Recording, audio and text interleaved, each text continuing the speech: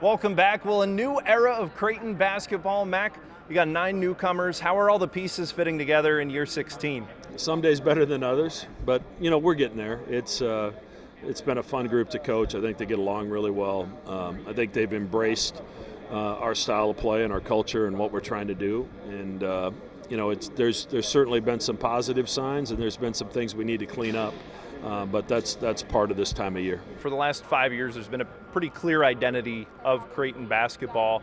You don't have Kalkbrenner this year. Do you as a coach feel like you're flexing muscles that maybe you haven't had to for the last 4 or 5 years? Yeah, you go back to some things we've done in the past, whether it be with Justin Patton, Martine Krompel, Christian Bishop. We played different defensively when we had those guys. And we'll have to go back to some of that. Kalk was a unicorn in terms of the way he was able to impact the game on both ends of the floor, and certainly our success is in a lot of ways attributed to what he was able to do.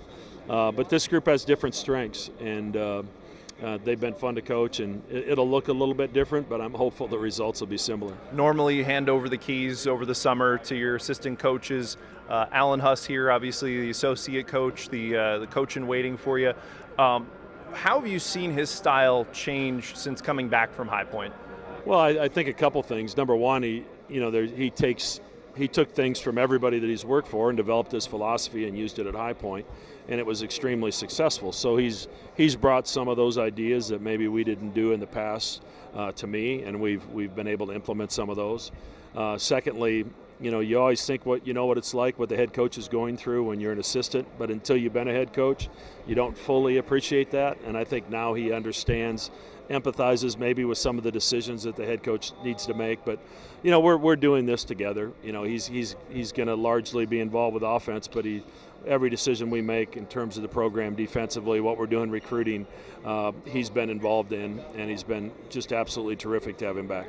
Now you have an abundance of talent. You've talked about it, 2 through 4, a bit of a logjam there. How do you see the competition sorting itself out so far? Is anybody kind of ahead of the game when it comes to preseason camp so far? Well, just when you think it's sorting itself out, somebody else kind of elevates their play and changes your mind a little bit. But it's sometimes preseason camp's a little bit like the stock market.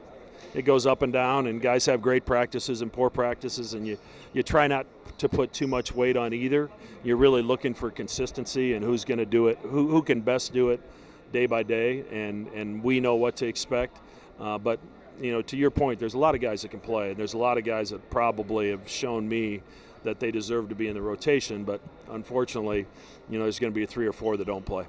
Speaking of the stock market, you're going to New York in a couple of weeks. Do you know who's coming with you? I know usually you're used to just bringing Ryan Kalkbrenner and whoever was starting at guard for you. Yeah, Jason and Jackson and Josh Dix are going to make the trip with me. So, it'll be fun. Neither of those 3 have made that trip yet, so I think they're excited about it.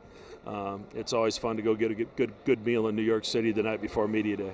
Mac, thank you so much for the time and good luck this year. Thanks, Clayton.